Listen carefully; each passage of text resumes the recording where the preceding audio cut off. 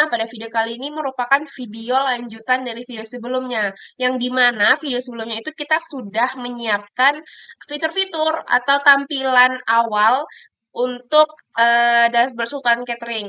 Nah, di sini kita akan melakukan perpindahan halaman dari fitur-fitur tersebut, yang dimana nanti pas kita tekan itu akan berpindah. Nah, sebelumnya itu saya akan menampilkan hasil dari tugas yang dikerjakan di kampus kemarin atau di lab kemarin. Nah, dari hasil tersebut akan diterapkan ke dalam proyek saya dan dengan beberapa tambahan syarat yang diberikan oleh dosennya. Mari kita lihat. Nah, untuk tampilan dari halaman sedap atau halaman yang kita gunakan di kampus itu seperti ini. Nah, tampilannya itu ada dashboard kan. Nah, kita tuh bisa pindah nih ke dashboard. Terus ada menu order. Kita bisa tekan dan tampil halamannya. Terus juga ada customer, itu kita tekan dan tampil halamannya. Perlu kita lihat di sini kan ada slice customer itu berarti menuju ke halaman customer. Kalau misalnya kita hapus, itu akan kembali ke halaman awalnya. Jadi sebelumnya kita kan kalau buat itu ada slice pertemuan 4, 5, seterusnya. Nah, sekarang itu kita cuman pakai si localhost atau kodenya ini doang.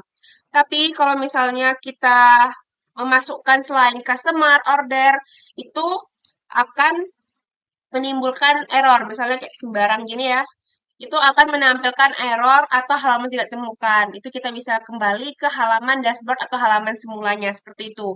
Nah, eh, kondisi-kondisi tadi itu akan diterapkan di halaman atau di project Sultan Catering. Kalau penasaran, mari kita lihat. Oke, nah di sini kita memiliki beberapa syarat yang atau beberapa ketentuan yang harus diterapkan ke dalam proyek kita. Pertama adalah menentukan data JSON untuk tema yang sesuai. Terus data ini ditampilkan dalam bentuk tabel, tapi ini untuk admin ya, kebetulan saya guest, berarti kita menyesuaikan temanya yang menarik untuk guest. Terus kita nggak perlu menerapkan search dan filter serta form dalam tampilan kita. Terus juga kalau kita mempunyai page header atau tabel dan lain-lainnya itu kita menerapkan sistem komponen dan props. Jadi kayak nggak ada pemanggilan berulang. Nah, selain tiga menu di atas, kita akan menambahkan halaman error 400, 401, dan 403 serta not found yang sebelumnya yaitu 404. Oke, sebelum itu saya akan menampilkan apa namanya template yang saya gunakan pada project ini. Pertama adalah template untuk halaman error dan template untuk halaman dashboardnya. Jadi di sini saya menggunakan dua template. Nah, ini untuk tampilan halaman error nantinya. Cuma di sini karena warnanya itu pink, saya ubah warnanya menjadi warna abu-abu. Tapi untuk tampilannya tetap seperti ini. Terus tampilan yang apa dashboardnya itu sama seperti yang kemarin, yaitu kita menggunakan tampilan yang ini. Kita masih menggunakan tampilan ini. Jadi dengan beberapa peningkatan dan penyesuaian ya sama Sultan Catering. Nah, yang pertama itu kita punya menu makanan. Nah, untuk halaman menu makanan ini kita sudah menerapkan props dan juga eh, data JXX-nya. Di sini data JXX-nya bernama menu list JXX. Di sini kita masukin semua isi-isinya. Terus di sini udah menggunakan props. Tidak ada pengulangan di sini, jadi tinggal pemanggilan-pemanggilan aja. Terus ada fitur customer. Ini juga sudah menggunakan props. Dan di sini kita punya JSON-nya, yaitu customer list untuk file JSON-nya. Di sini kita punya 6, 6 file, 6 data. Terus ada paket catering, acara. Nah, ini acara sudah menerapkan juga prompts-nya. Terus di sini ada isi dari acara tersebut. Tuh lebih detailnya sebenarnya.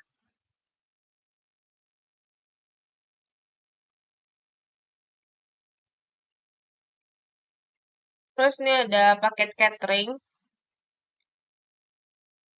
dengan Data JSON-nya yaitu paket list. Ini isinya, gitu.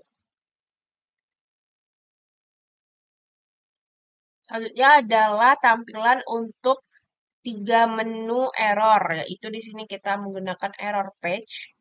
Ini untuk tampilannya, yang dimana error 400 itu untuk bad request, 401 untuk authorized access, terus 403 itu untuk forbidden access. Dan ada not found untuk 404. Di sini semua halaman error itu merender satu komponen error pack yang dinamis menggunakan props, kode dan pesan. Desain error pack mengikuti desain Figma minggu ini yang sudah pernah desain Figma tadi yang sudah saya tunjukin.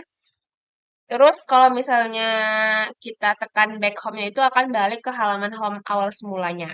Seperti itu. Jadi penjelasannya itu semua data itu udah ditarik dari data JSON. Jadi kita tinggal impor-impor aja pemanggilannya. Tidak ada juga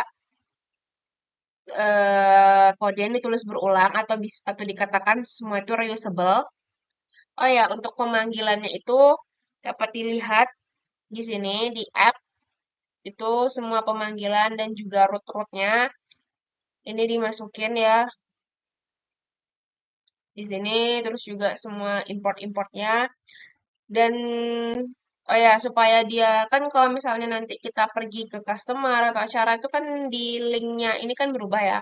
Nah, itu kita terapkan. Nah, di bagian sidebar itu kita gunakan navlink atau navigasi link.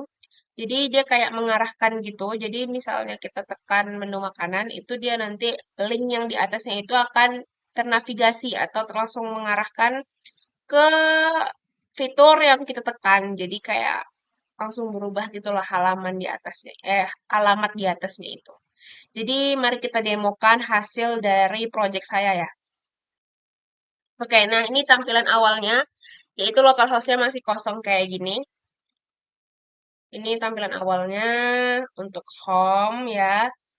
Terus kalau misalnya kita ingin pergi ke menu makanan, itu dia error.